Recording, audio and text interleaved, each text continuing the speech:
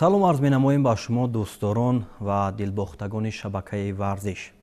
имрӯз дар барнома мо аз дастовард ва натиҷаи бисёр ҳам арзандаи ҷудокори ҷавону умедбахши кишвар Муҳиддин Асадуллоев, ки дар қаҳрамонии ҷаҳон миёни ҷавонон оид ба гӯштини ҷудо нишони тиллоро ба даст овард, суҳбат хоҳем кард. ва мо тасмим гирифтем ки имрӯз ба студияи телевизиони варзиш даъват намоем сармураббии мунтахаби ҷудои Тоҷикистон миёни ҷавонон Абдулло Наботов ва инчунин чемпиони ҷаҳони ҷудо миёни ҷавонон Муҳиддин Асадуллоевро шуморо хушомадед мегӯем ба телевизиони варзиш ва мехоҳем ки сараввал аз анамин ҳунарнамоии ҷудокорони кишвар дар қаҳрамонии ҷаҳон аз устод Абдулло Наботов пурсон шавем ки дар рӯзи аввал чӣ гуна ҳунарнамоӣ карданду чӣ натиҷаро умед доштед аз варзишгарон? ғолибияти варзишгари мо ки дар қаҳрамонии ҷаҳон ҷои якумро ишғол намуд, ба ҳамаи мардуми сарбаланди тоҷик муборак мегӯем. Аввал баъд дар рӯзи аввал ки рақобатҳои аз вазни 60 килограмм Икром Шамсов баромад кард, бар ҳарифи аввали худ ғолиб шуд ва дар даври дуюм мағлуб шуд. Ду нафари дигарам доштем 66 кило Ёсин Бобокалонов ва Эҳсон Сафаралиев ки иштирок карданд. Ёсин Бобокалонов бар рақобати аввали худ ғолиб шуд ва дар даври дуюм аз варзишгари узбек дар вақти тиллоӣ бисёр куштини тӯлонӣ гирифтанд ва дар охир бо як юка мағлуб шуд ва рақобатро ба анҷом расонд ва Сафаралиев дар дари аввал мағлуб шуд аз ҳарифи худ. ва рӯзи дуюм мо ҳамагӣ 4 варзишгар сафарбар шуда буданд. дар рӯзи дуюм хушбахтона Муҳиддин Асадуллоев ки мо дар он рӯзҳо дар давлати Озарбойҷон будем, бозиҳои идеем ки иштирок доштем бо ҷудочиёни Наврас, мо он шабона бо телефону бо ҳамин чӣ дар чӣ будем, дар тамос будем бо Муҳиддин Асадуллоев. баъд қариб ки баъди ҳар як рақобату баъд то финал баромадан ҳамин хел бисёр куштини хуб гирифт ва ин ҳам тайёрию омодагиҳое ки тӯли 2-3 сол шуд ва аз дастгирӣ бо Федератсияи ҷудои Тоҷикистон муҳтарами Исмоили Маҳмадзоир ва кумитаи корбоҷуон ки моро сафарбар мекунанд ба машқҳои дастаҷамъонае ки дар ҳар давлатҳо чӣ дар Узбекистон ва чӣ дар Қазоқистон ва соли охир ҳамин моҳҳои охир дар Федератсияи Россия дар шаҳри Иркутск бо таҳти мураббии Федератсия Фотеҳ Маҳмадбеков ва Эргаш Маҳмадбеков ки тайёриҳои бисёр ҷиддӣ буданд ва онҷо варзишгарои бо таҷрибаи мо низ ҳастанд. Сомон Маҳмадбеков, Обид Ҷебов ва дигар варзишгаро, Ҷаҳонгир Маҷидов ва бисёр варзишгаро ки айни ҳол тайёрии худро дида истоданд бо ба мусобиқаҳои минбаъд тайёриҳои хуб диданд ва дар охирон машқҳои дастаҷамъона ки дар Сочи буд, онам бисёр бо чизи баланд гузаронданд ва бисёр хушҳолем ки сазовори медали тилло шуданд ва дар қаҳрамонии ҷаҳон сарбаланд шуданд. атрофи ҳунарнамоиҳо гуфтем ва аз шумо бифаҳмам ки ба дигар ҷудокорони мо, ба Икром Шамсов, ба Ёсин Бобокалонов, ба Эҳсон Сафарзода ҳамчун як мутахассис, ҳамчун мураббӣ чӣ барояшон нарасид? оё таҷриба ҳоло ҳам басандагӣ намекунад барои онҳо? таҷриба ҳам басандагӣ намекунад ва Икром Шамсов таҷриба дорад дар бисёр мусобиқаҳои 1-3 сол шуд чӣ дар ҷоми Осиё, дар моҳи қабл дар чемпионати Осиё натиҷа ба даст оварда буд. Тамринҳояш ҳам бисёр хуб аст, фақат вақт дар кор бо баъзе норасоиҳое ҳаст ки вай ҷисмӣ мешавад, бадан масалан норасоии ҳастай. ҳамун оянда оҳиста оҳиста ҳамин хел тамринҳо ва ҳамин хел бовариҳо бошад. боварӣ комил дорем ки дар оянда Икром Шамсов, Ёсин Бобокалонов ва дигар варзишгароне ки саъю талош дорану кӯшиш мекунанд муваффақ мегарданд. мо дар истиқбол бо онҳо суҳбат кардем дар вақте ки баргашт карданд ба Тоҷикистон. дар фурудгоҳ мо бо онҳо суҳбат кардем. ин варзиш аст, бурд дорад, бохт дорад, ҷудо аз бурду бохт иборат аст. хай имрӯз باخت شد یگان گپ نیست. باز همین خیلی تمرین‌ها را دوچند کردن در کار، باوری را در خود کامل کردن. با همه ورزشگرانی که امروز ورزش می‌ورزند همین خیلی باید که دیسیپلینای همین ورزشی و همون ادب و اخلاق ورزشی باشد و سعی و کوشش و زحمت‌های خود رو مقصد دوچند کنن و صبر کنن. روزی می‌شود که اونها غالب میشوند و موفق می‌گردند. من میخواهم که اول برای موحدین این نتیجه بسیار هم ارزشمند را مبارکباد بگویم، چون واقعا یک هنرنمای ارزنده در مقابل رقیبان داشتید و حتی انمون 2 نفر ژاپنی که شکست دادید گویم که دنیا رو هم به تکان آورد. و من همیشه یک فکر انمون در خیالم است که وقتی که موحدین روی گله میبراید بالای تتمی، در فکرش در انمون اندیشش چی است؟ با کدام فکر روی گله میبراید؟ من مهنت‌ها رو در فدراسیای روسیه در شهر ایرکوتسک تیاری دیده بودیم. در دولت مسکو در سوچی که ما خیلی زحمت کشیده بودیم. فقط فکرم در مدال طلا بود و من فرق نبود که ژاپنی است، ازبک است. اطراف رقابت ها میخواهیم یک حرف بزنیم. اطراف رقابت هایی که در قهرمانی جهان داشتید و در دور اول آزاد بودید و از دور دوم نیروسنجی ها رو آغاز کردید و اینجا مربی منتخب جودوی جوانان تاجیکستان عبدالله نباتوف شما هم ابراز داشتید که وقتی که در یک مسابقه دیگر شما اشتراک داشتید و طریق تلفن تماس میگرفتید در هر یک رقابت موحدین، خب رقابت اولینش رو چگونه شرح میدهید که در مقابل ورزشکار از کشور امریکا بود؟ بسیار رقابت رو موحدین خوب سر کرد. ما باوری کامل داشتیم که غالب میشود و همون خیلی همشید. در دوره‌های بین همین چی بود که با یک وزاری کشتین رو پیش‌صف شد و بسیار خوشحال شدیم و بعد در این بعد باز همین خیلی با اصولی با دوشون نگاه داشتن یعنی اودرجانی به انجام رسون گشتین رو. دور دوم با رقیب ازبکستانی بود، حریفش بسیار قوی بود. ما اون کس خطی هم همین خیلی تا گشتین تا یک مدت یک رنگ گشتین میرفت، همین خیلی رقابت ها یک خیلی میرفت و یک آگاهی نیز رقیب ازبکی رو دادن و بعد با اصولی زدسیب میگیم با لفظ چی بروسی با وزاری غالب شد موحدین. خوب موحدین، بعد از اون که دور اول رو با پیروزی پشت سر کردید و آمادگی ها که گفتید خوب بود و باوری هم داشتید که میتوانید در قهرمانی جهان امسال یک نتیجه بسیار هم والا رو نشان بدهید، از انمون هنرنمایی اول شما هم ما پی بردیم که امروز تاجیکستان از 3 باختی که در روز اول بود ورزشکار دیگری ما جبران کرده میتواند که یک نتیجه خوبی رو هم صاحب شود. باوری داشتید برای زینه اول یعنی مدال طلا رو با دست آوردن، چون 2 ورزشکار ژاپنی که یکی سال گذشته قهرمانی جهان رو با دست آورده بود و دیگری هم یک ورزشکار بسیار هم ارزنده بود، آنها رو گذشت کرده غالب شوید؟ ما یکم روز با ورزشکاران تاجیک همون مشق تمرین کردیم. فقط خواب میکردم، فقط در خیالم مدال طلا بود. شب خواب میدیدم که من این مدال رو میگیرم.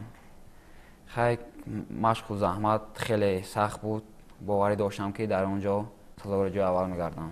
رقابت شما در دور سیوم یعنی رقابت سیومی که داشتید با ورزشکار کشور الجزایر، یک رقیب بسیار هم گویم که ارزنده بود برای شما، چون در رده بندی هم خیلی در زینه بالا می ایستاد، نتیجه هایش هم بسیار عالی بود. چگونه بود قبل از برآمدن به میدان؟ اون هم خیلی ورزشکار خوب بود. من گوشتینش رو تماشا کردم، راستگیر بود است، در دست راستش گوشتین گرفتم، آن رو توانستم مغلوب کنم. خوب استاد، اگر به رقابت هایی که هر یک دور پشتی سر می شود الکی که مشکل شدن میگیرد، چون بهترین ها میمونند و نفرانی که گویم که تمرینشون کم است، آمادگی خوب ندارند، الکی از ادامه سبقت ها بی‌نصیب میشوند و راه یافتن تا مرحله نیم نهایی برای موحدین الکی گویم که قدمی استوار بود و نزدیک هم میشد برای به دست آوردن مدال از قهرمان جهان، چون سال گذشته نشان برنجی رو با دست آورده بود. این سال تنها هدف همان بود که بهر عنوان قهرمانی مبارزه برد. با ورزشکار ژاپنی هنرنماییشان بسیار هم گویم که پرشدت بود. چگونه شرح می‌دهید رقابت را؟ اصلا در قهرمانی‌های جهان یگان ورزشگری که چیزی بالا یعنی که همین تجربه کلان ندارد، چیزی بالا ندارد، در اونجا گوشتن گرفته هم نمیتونه در اون رقابت‌های قهرمانی جهان. وقتی که محیدین اسدالله‌اش با امو یک دو فینال بگیم امو با نیم نهایی که رسید، با ما صحبت کردیم، هم با مربی‌ها و با همین خیلی چی کردیم. همون روش گوشتینی که دارد با ژاپنیا وقتی اورد همون بگیم که جاوس میکنی و همین خیلی خودشون نزدیک گوشتین میگیری، نمیمونی که همون کاری که خود دو چی میگیرن و گوشتین میگیرن، اگر با همون کار و روش خودشون که مون گوشتین گیرن کارشون میکنن، در دور اول باشد چی در آخر باشد میکنن. همین خیلی گوشتین درست رختی برد، ما باوری کامل داشتیم که غالب میشود، گرچنده که رقیب پرقوت بود، با تجربه بود و باوری کامل داشتیم و به همین مقصد هم رسیدیم. وقتی که با محیدین هم صحبت میشدید برایش چی مصلحت ها میدادید؟ مصلحت این بود که همه وقت مقصد فکرهای خود را جمع کن، همین فقط یک روز است، چه مشکل باشد چه قین باشد رقیب کی باشد نباشد، ما باوری کامل داریم از مهارت و تجربه و از تمرین های اسدالله. همین صحبت ها رو فقط میکردیم که فقط یک روز از چی قین باشد چه عذاب مشقت باشد، وقتی با فینال راه یافتی دیگه جایی باز دادن و جای یگون چی نیست. با همین طرز گوشتینی خودت چیزی هسته، همین خیلی رفته است، همین خیلی تغییر دادن در کار نیست. بعد با میبینی که مثال که اگر یگون چیزی نداد، بعد با ممکن که تغییر دادنی روش گوشتی نه که همین روش کار روز درست است، همین خیلی گوشتین گرفتن در کار، فقط در سر غالبیت و مدال طلا. ما همین را انتظاریم. خدا را شکر که همین خیلی همشید، این هم سربلندی و خوشنودی همه ما. خوب، با فینال راه یافتن علاقه خود قهرمانی بود و در برابر قهرمان جهان غالب آمدن در نیم فینال، چگونه حسیات بود در مرحله نیم نهایی محیدین؟ میدونستم که با این ژاپنی در نیم فینال میغلطم. من آن را آموخته بودم، پیش که من سخواتکای آن را تماشا کرده بودم که آن چپ گوشتی میگیرد. دو شیدایش کردم، اول سخوات که سر شد آن را دو شیدا کردم، با لبم خون شد، دو بار لبم خون شد، آخرین بار میشید من را خارج میکردم. من پیش دکتر رفتم، میدونستم که سه بار بیام مرا خارج میکنم، خانسا کمک میدیم. من در خیالم بود که من میرم در حال کار را انجام میدیم که همون خیالم شد. کار با وقتی طلایی نرسد. خوب محیدین، سال گذشته در قهرمانی جهان از هنر و مهارت جودوکار ژاپنی آگاهی داشتید، چون شما در زینه سیوم قرار گرفتید و او برنده نشان طلا شده بود. رقابتی که سال قبلی داشت البته که او رو هم پیگیری میکرده، چون در نظر بود که اگر تا مرحله نهایی برسید رقیبی او میشوید. از سال قبلی فکر میکنید که برتریت یا اینکه چی مشکلی بود که نتونست انمی ورزشکار ژاپنی غالب آمده؟ اون خیلی پهلوان خوب بود، مهنت ما زیاد بود که مطمئن نیستیم که اون را مغلوب کنیم. سلامت باشید. و مرحله نهایی هم با جودوکار دیگر ژاپنی روبرو شدید و ژاپنی ها هم که جودو نمودی ورزش ملی آنها به حساب می رود. البته که شما رو هم آموختن در مقابل رقیبی که در مرحله نیم نهایی با او گوشتین گرفتید و نسبت به انمان رقیبی که اول با او هنرنمایی کردید، هنرنمایی فینالی چگونه صورت گرفت؟ نسبت به رقیب برتری داشت و اینکه هنرنمایی او هم مثل دیگر ژاپنی بود؟ اون خیلی ورزشکار خوب بود. اون همه ما را 3-4 ترینر در کامپیوتر مونده بودن، ما تماشا داشتن که من چیکار میکنم، خیلی زحمت میگیرن. در پارتر کار داشتم، من اون پارتریست بود که من یک بار نموندم که اون رو در پارتر کار کند.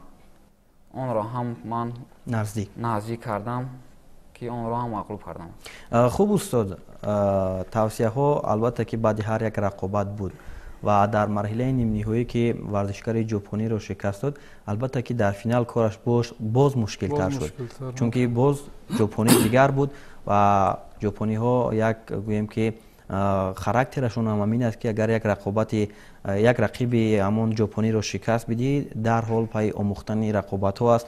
این در همه ورزشکاران دیده می شود. به نظر شما برتریت در فینال نسبت به رقیب در چی بود؟ برتریت از موحدین بسیار تیاری خوب داشت، ما باوری کامل داشتیم و ژاپنی ها همین خیلی هستند که با تمام هیئت می روند، با هستند شخصان متخصصانی که فقط همون نواربردارو در نوارگیرو در دستشونند و از پشت هر یک ورزشکاری که خوب رقابت میکند در آینده در این جام نباشه در آینده در مسابقه های دیگر و میخرن همین با همین ورزشگر در متخصصا چی میکنن نواربرداری میکنن و جمع شده همون طرف های نازک طرف هایی که اگر همون جاها را که مثال همون ورزشگری همون پیش دستی کند گوشتین ضعیف میگردد و غالب میگردد. همین خیلی هم کردن در این یگان مسابقه نیست، بود در دیگر مسابقه هم بودن که در قهرمانی جهانی پرتغالیا بود با ابوبکر شیرف ما بودیم، همون خیلی ما خواستیم گرمکنی بدن از سر کردیم برای رقابت سیم با ژاپنی.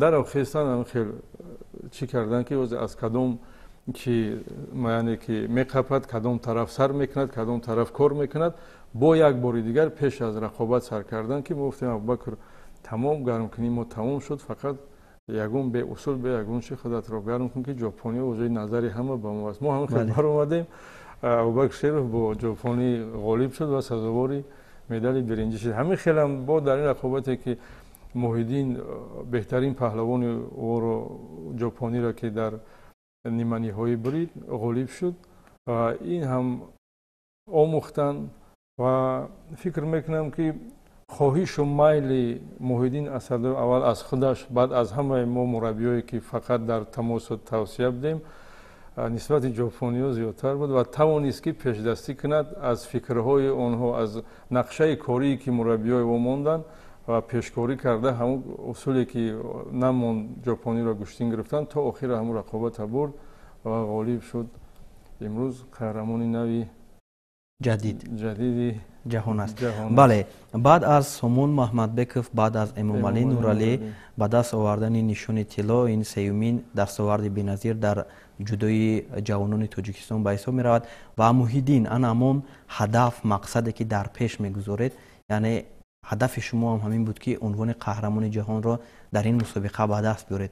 وقتی که شخص به همون هدفی در پیش ایستادهش میرسد، یعنی آرزویی که دارد تلاشی که میکند به همون سزاوار میشود، چگونه احساسات شما رو فرا گیره وقتی که قادر برآمده توانستید که مقام اول رو کسب کنید؟ احساسات خیلی گفته نمیشود. احساسات رو این سرشوی کاره که ما کوشش میکنیم زحمت میکشیم که در کلان سالا در بازی‌های المپی پرچم تاجیکستان رو بلند برداریم. ما به شما بردباری میخواهیم و میخواهیم که انمون از آمادگی هایی که در پیش دارید برای دیگر مسابقه ها نظر مربی رو بفهمیم که چی است، با کدام مسابقه ها آمادگی میگیرید هیئت جوانان جودوی تاجیکستان؟ هیئت تیم منتخب جودوی تاجیکستان در آمادگی هستند، در هر بعضی‌ها در فدراسیون روسیه بعضی‌ها در کشور عزیزی خودم آمادگی استادن. مسابقه من بعد گرند سلم دبی هست، ابودابی بازی‌های اسلامی هستند، اونجا هم اشتراک میکنن قریب که همه هیئت کلانو و بعد در ژاپن هست باز هم خیلی گرند سلمی آخری سال توکیو و میبینیم خیلی تیاری‌ها رفته ایستادن که در کجا میگیرد با معین میشوند. عوض تیم منتخب در بازی‌های اسلامی معین است که کی به اونجا سفربر میشود و باز نسبت ورزشکاران جوان آمادگی ها مشق‌های دسته جمعانه گذرانده می شود و آمادگی ممکن که اسداللهیف در ابودابی با یک اشتراک دیگر کند امسال، بعد هم نقشه با سال 2026 آمادگی ها و باز با مسابقه های همی گرند سلم گرند پری مسابقه هایی که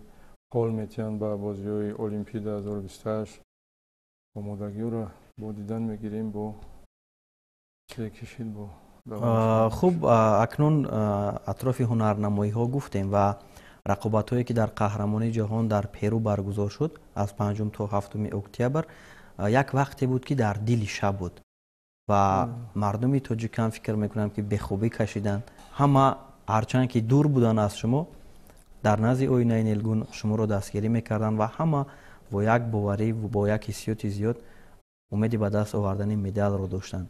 ва чӣ гуна аст вақте ки эҳсос мекунӣ ки дар пушти ту мардуми сарбаланди кишвар хоҳони он ҳастанд ки муваффақ шавӣ?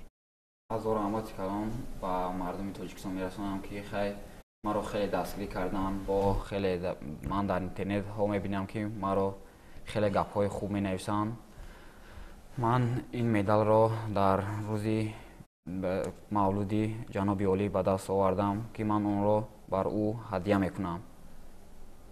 хуб, атрофи дастгириҳои мухлисон гуфтед. дар мусобиқа набудани мураббӣ дар каноратон мушкилӣ набуд? мушкило буд ки тренер набуд. хай мо дар тамос будем бо муаллими Абдулло, бо устод Фотеҳ Маҳаммадбеков мо дар тамос будем ки мо ки мегуфтанд ки онҳо рост аст, чап аст, мегуфтанд ки мо ин хелӣ кун, ин хелӣ кун. замоне буд ки мардум вақте ки як варзишгари мо дар муқобили ҷопониҳо қарор мегирифт, бар он назар буданд ки дар он рақобат аллакай варзишгари мо бале мисле ки таслим ҳам мешуданд ки рақобат аз варзишгари ҷопонӣ аст. вале баъд аз ҳунарнамоиҳое ки дар вақтҳои охир, дар солҳои охир ҷудокорони мо нишон медиҳанд, Абубакр Шеров, Обиҷибов, акнун Муҳиддин Асадуллоев, ва ман фикр мекунам ки аз ин пас ҳатто анамон ҷопониҳо ҳам бо ҳарос бо ҷудокорони мо гӯштин мегиранд. ва аз омодагиҳо гуфтем, аз дастоварди ба даст овардаи Муҳиддин гуфтем ва мо умед мебандем ки боз ҳам натиҷаҳои ба даст оварда, натиҷаҳое ки Муҳиддин дар пеш гузоштааст, иштирок дар қаҳрамонии ҷаҳони калонсолон, ба даст овардани медал аз бозиҳои олимпӣ, ба анамон натиҷаҳое ки хоҳони ба даст оварданашонро дорад, ҷомаи амал бипӯшад ва ба шумо ҳам муваффақият мехоҳем, бурдборӣ мехоҳем ки ҳамеша дар талошу кӯшиш ҳастед ки варзишгарони мо натиҷа ба даст биёранд. ва як суҳбати бисёр ҳам хотирмон доштем бо сармураббии мунтахаби ҷудои ҷавонони Тоҷикистон ва чемпиони ҷаҳон оид ба ҷудо миёни ҷавонон Муҳиддин Асадуллоев. инҷо ба интиҳои барнома мерасем. хайр, тансияту хонаобод бимонед.